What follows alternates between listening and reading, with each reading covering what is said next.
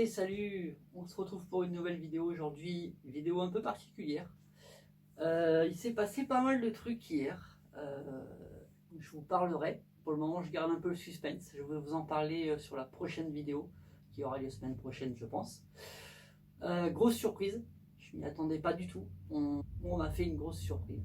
Voilà, j'en dis pas plus, mais petite indication, il y a beaucoup de cartons voilà, dans l'atelier en ce moment. Voilà, mais j'en dis pas plus. Vous savez, j'ai des soucis de santé. Je peux pas tourner pour le moment. C'est trop compliqué pour moi de rester debout, de me pencher. Pas de copeaux. Et je me suis dit, puisque je commence un peu à avoir de l'outillage, et comme vous le savez, je débute, je me suis dit, je vais vous présenter mon outillage. Comment je l'ai appréhendé, comment je l'ai choisi, pourquoi, comment je m'en sers, etc., etc. Vidéo que je peux faire en plusieurs fois. Moi, je me fatigue pas. Et dès que je peux, dès que la santé revient, bien entendu, on revient sur des copeaux, sur du bruit et tout ce qui va bien et qui me manque terriblement. Aujourd'hui, petite vidéo sur la première machine qui sera de la marque Heinel, qui est ici, que j'ai depuis quelques mois maintenant. Je m'en suis déjà pas mal servi. Allez, c'est parti pour cette machine.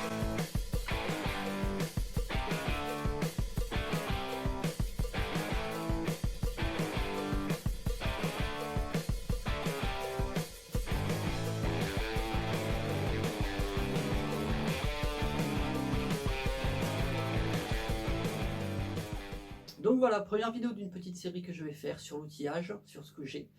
Voilà, j'espère que ça pourra vous servir, vous apporter des renseignements pour dans votre choix et que ça servira à quelques-uns d'entre vous, c'est le but, ni plus ni moins. Je précise que je ne suis pas du tout sponsorisé par Heinel, peut-être que ça viendra un jour, mais en tout cas c'est pas du tout le cas, c'est une machine que j'ai achetée avec mes sous, c'est pas véritablement un placement de produit, c'est juste que c'est celle que j'ai choisie, celle que j'ai eue depuis quelques mois, donc un petit peu de recul maintenant. Voilà, c'est tout, ça s'arrête là, il n'y a pas de collaboration, il n'y a rien du tout. Et voilà, je voulais vous faire profiter de mon retour d'expérience, ni plus ni moins. Alors, le modèle de cette machine, c'est la TC SB305U de chez Heinel. Cette machine, je l'ai rejouée maintenant depuis à peu près 3 mois. On fera le point en fin de vidéo de mes ressentis, de est-ce que j'en suis content ou pas. Et en attendant, voilà, je vais vous la présenter. Donc, machine Heinel, la puissance 750 watts. C'est une machine qui a 2 vitesses. 2 vitesses réglables par changement de poulie. Je vais vous montrer ça tout à l'heure, on fera des gros plans, etc. Là, je vous fais un topo rapide. C'est une machine qui est livrée avec divers accessoires.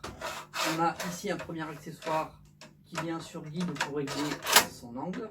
Un deuxième accessoire ici qui est la barre, hop, qui vient pareil se coulisser sur un rail qui est ici. Ce rail, lorsque vous allez le recevoir, n'est pas monté indépendamment de la table. 4 petites vis derrière, ça se règle très facilement. Hop, une petite butée, on vient dessus et on coulisse dans le rail, on serre et on est nickel. 2 volants, comme sur toutes les machines à ruban, un supérieur, un inférieur.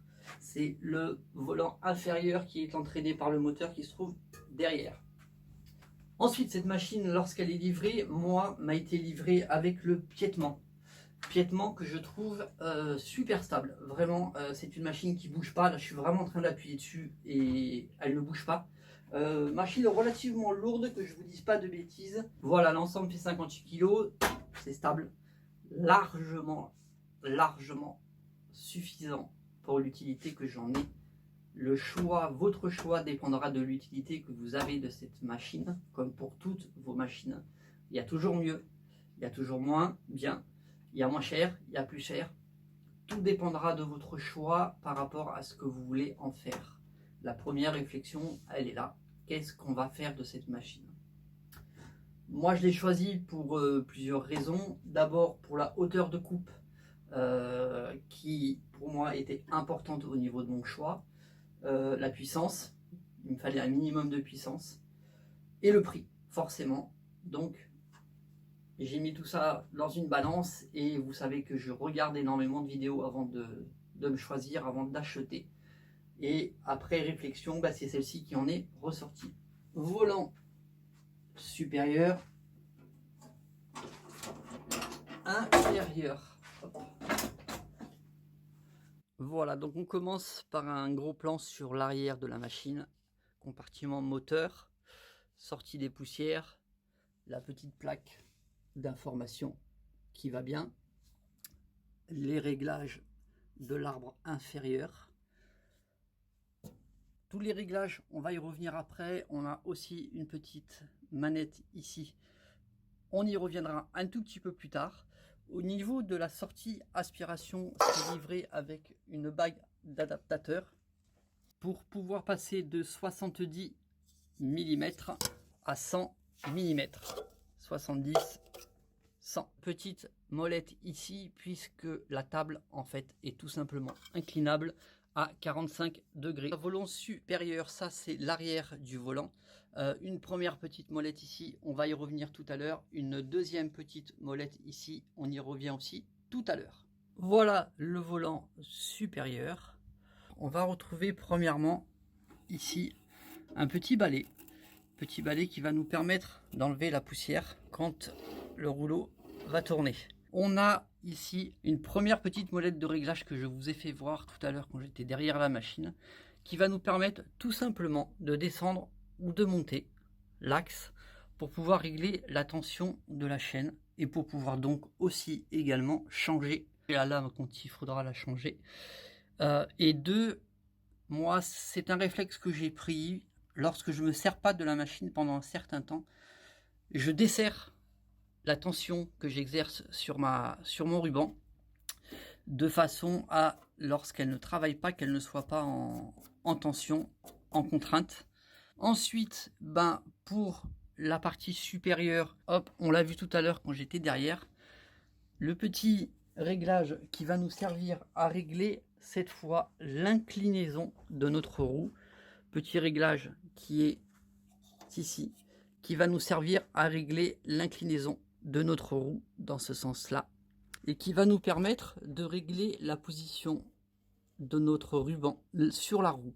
Moi, c'est mon réglage, ça ne regarde que moi. Je mets à fleur ici les dents de mon ruban par rapport à ma roue. Donc voilà, un petit réglage de tension, un petit réglage d'axe qui est derrière, le petit balai. Et c'est à peu près tout ce qu'on a ici. Mis à part, j'allais oublier, une petite sécurité que vous voyez ici. Voilà. Hop, qui est reliée électriquement. Voilà, mais on en parle tout à l'heure. Voilà, ensuite on continue à descendre. Et on va arriver sur la partie table en elle-même. Voilà, avec ici, premier réglage avec nos deux petites butées ici. Une à gauche, une à droite, qui se règle en desserrant ces deux vis. Moi, je ne sais pas si on va bien le voir. Je règle ma butée gauche et droite de façon à ce qu'elles viennent à fleur, on va dire à un demi-millimètre de la lame, pas au contact de la lame. J'ai toujours un petit peu de jeu, voilà. C'est mon réglage encore une fois qui me convient très bien et qui a priori est celui qui est préconisé. Au niveau de la hauteur de coupe, comme je l'expliquais au début, puisque ça a été un choix pour moi, tout se passe ici. Je desserre dans un premier temps le contre-écrou, et de là, je peux monter ou descendre suivant la hauteur de coupe dont j'ai besoin. Ça monte relativement haut. La hauteur maximale de coupe ne dépend pas de la hauteur que je vais avoir entre ce point-là et la table, mais entre ici et la table, tout en sachant que ce point fixe, ce point-là est fixe. Voilà. Le constructeur donne au niveau de la hauteur, pour une coupe à 90 degrés, il donne une hauteur de 170 mm. J'ai mesuré ici, et on va le refaire ensemble, on est à un peu plus de 170 mm. Voilà, il va de soi que c'est une machine qui n'est pas non plus forcément faite pour couper d'immenses hauteur. Tout va dépendre aussi du bois qu'on va couper, bien entendu. Autant vous dire que je ne m'amuserai pas à couper, moi, personnellement, quelque chose qui fasse plus de 13 ou 14 mm en y allant doucement et suivant le bois, encore une fois. Pour la table, on a ici une première rayure avec un guide ici pour jouer sur les angles qui sont gradués, hop, je ne sais pas si on le voit bien à la caméra, de 60 degrés à 60 degrés, en passant bien sûr par le 0 degré, ce qui va nous permettre de faire des courbes bien perpendiculaires. Et le guide parallèle, que je vous ai montré vite fait tout à l'heure, qui vient coulisser, hop, sur le rail. Il peut bien sûr se mettre de ce côté-là comme de ce côté-là. Pour le montage, prévoyez quand même 2 personnes. Moi, avec mes soucis de santé, je n'ai pas pu le faire, mais j'ai eu 2 personnes qui sont venues m'aider, notamment pour la monter sur le trépied, que voilà. Petit bouton marche arrêt ici, pas de bouton de coup de poing d'urgence, mais le bouton 0 dépasse, donc quand on tape, on va vite taper dessus, ça va être lui qui va être pris en premier. Ensuite, on va descendre sous la table. Et on arrive ici à un deuxième réglage de butée. Même système, je le règle à gauche comme à droite à un demi-millimètre de mon ruban. Ça ne touche pas le ruban, il y a un petit peu de jeu, mais juste ce qu'il faut pour que la lame soit quand même maintenue. Ici, vous avez un petit réglage, hop, avec écrou contre écrou, pour régler votre inclinaison de la table. Voilà un bon niveau et on règle la table. Et là, on va passer maintenant sur la partie inférieure. Qu'est-ce qu'on va y retrouver? Toujours le petit balai qui va venir dépoussiérer. On va retrouver, hop, ici, vous le voyez là, notre courroie et les 2 poulies. Je sais pas si on... Voilà, nos 2 poulies ici, une grande, une petite. C'est ça qui va nous permettre de changer la vitesse de la vitesse de la scie, tout simplement. C'est assez simple d'utilisation. Petite molette ici qui va venir tendre ou détendre la tension ici. Et on va pouvoir basculer grande vitesse ou petite vitesse suivant si vous avez du plastique, du bois à tourner, etc., etc. On va retrouver derrière, pareil au niveau de l'axe. On le voit ici, le réglage pour l'inclinaison de ma roue. Honnêtement, je n'y ai pas touché. Pour le moment, j'ai estimé que le réglage d'usine était très bien fait. Et effectivement, il est bien fait. Je n'ai pas de soucis. Donc voilà, je n'y ai pas touché. Mais sachez que vous pouvez aussi donc, jouer de haut en bas ou de gauche à droite, suivant les besoins que vous avez, tout simplement. Ici, on retrouve une deuxième petite sécurité, je vous en ai parlé tout à l'heure, une en haut, une en bas. Et bien tout simplement, si les 2 portes ne sont pas fermées, la machine ne pourra pas démarrer.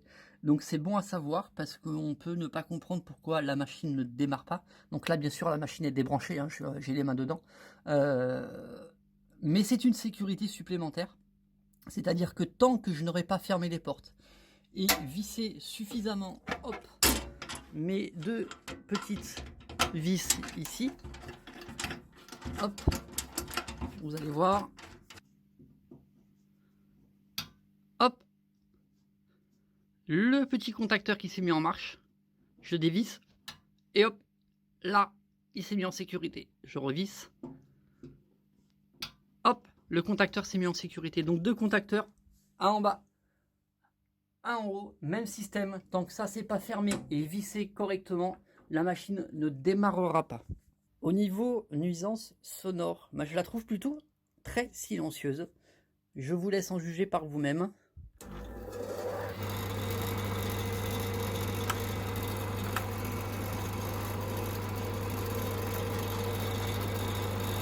Relativement silencieux et comme je vous l'ai expliqué, la petite sécurité, si je viens ici dévisser, dès que je vais passer mon cran, la machine s'arrête automatiquement. Le piétement ici est vraiment à mon goût très stable, je le trouve très très bien.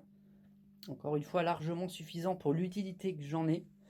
C'est pas une machine que je voulais déplacer nécessairement, donc pour moi ça me convient tout à fait. Au niveau des coupes, j'ai à peu près tout coupé, du bois le plus souple au bois le plus dur. Le bois le plus dur et que j'ai coupé étant le buis. C'est du sacré costaud que voilà, franchement, j'y suis allé progressivement sans aucun souci. Tout en sachant bien entendu que la lame, suivant le travail que nous avons à faire, peut être changée. Moi, je préconiserais d'avoir 3 lames de 3 tailles différentes, de façon à pouvoir faire à peu près tout ce que l'on veut faire. C'est des lames effectivement qui ont des dimensions un peu bâtardes. Ce ruban fait 2320 mm. Et on en trouve par contre très très facilement sur des sites qui font des chaînes à la mesure, au mètre. Vous les commandez exactement à la dimension que vous voulez. C'est soudé très proprement. Faites gaffe à la soudure quand vous allez recevoir. Donc là, vous pouvez choisir l'avoyage, la profondeur des dents, l'espacement des dents, etc. Je vous fais pas un cours sur l'avoyage et les dents sur cette vidéo. J'en ferai peut-être un autre un peu plus tard. Mais voilà, sachez que vous avez la possibilité de commander les lames de scie à mesure, suivant exactement ce que vous voulez assez facilement. Que l'aspiration, bon, elle est en rien extraordinaire. C'est pas quelque chose de transcendantal. Voilà, moi de toute façon, j'entretiens régulièrement mes machines. Donc j'ouvre, je dépoussière après chaque projet, de façon à repartir sur quelque chose de propre pour le projet suivant. Au niveau des tours, des vitesses, pardon, j'ai oublié de préciser, on a vu tout à l'heure avec cette molette là qu'on pouvait changer la vitesse de rotation. Donc on peut switcher de 370 mètres par minute à 800 mètres par minute, suivant l'utilité que vous en avez. Je n'ai pas parlé non plus de la coplanarité des deux volants. On ne va pas rentrer dans les détails de l'appareil. J'estime que le réglage d'usine est fait et bien fait. Donc, n'ayant eu aucun souci là-dessus, je n'en parle pas. Je déconseille de toucher. C'est très compliqué en plus à régler. Donc, je n'en parle pas.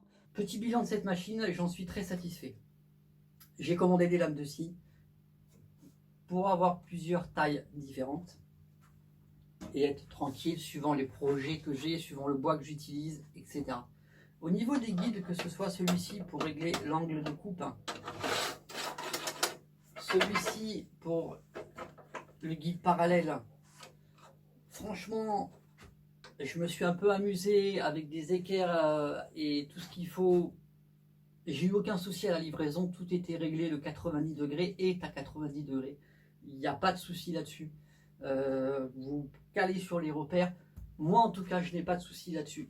Au niveau de l'inclinaison de la table en elle-même, donc petite molette sur le côté avec graduation, et là on incline la table. Hop. Lorsque la table est inclinée comme ici à 45 degrés, on va se retrouver d'une hauteur qui était à 90 degrés ici de coupe, elle était à 170 mm à 90 degrés. Elle est maintenant à 75 mm à 45 degrés. Hop.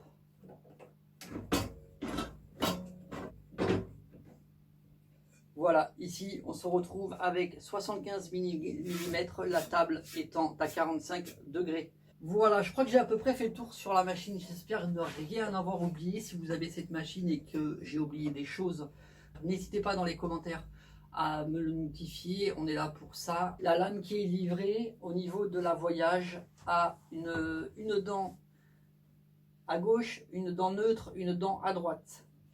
Une dent positive, une dent neutre, une dent négative. Une dent positive, une dent neutre, une dent négative.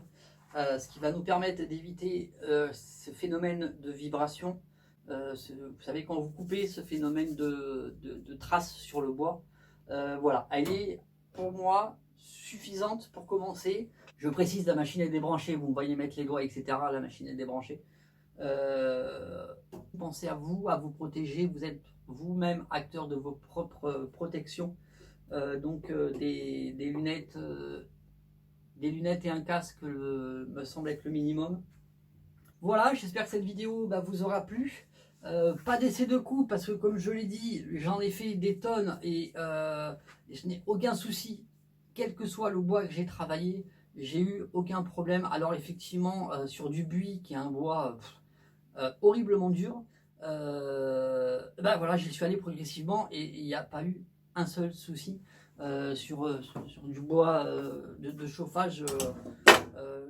Ça passe tout seul. Enfin, vraiment, aucun problème. J'espère que cette vidéo vous a plu. J'espère qu'elle vous aura apporté des renseignements, qu'elle vous guidera dans votre choix. Si c'est le cas, n'hésitez pas à vous abonner, à liker, activer la petite cloche. N'oubliez pas la surprise, ça devrait être, je pense, vendredi soir. Je vais annoncer cette surprise qui s'est passée hier, ici même dans cet atelier. Justement, la petite cloche pour vous avertir qu'elle est en ligne. Prochaine vidéo sera une autre vidéo sur l'outillage. Ça fait quelques temps que je vous ai promis une vidéo sur les outils à tourner, sur mes fameux outils au carbure.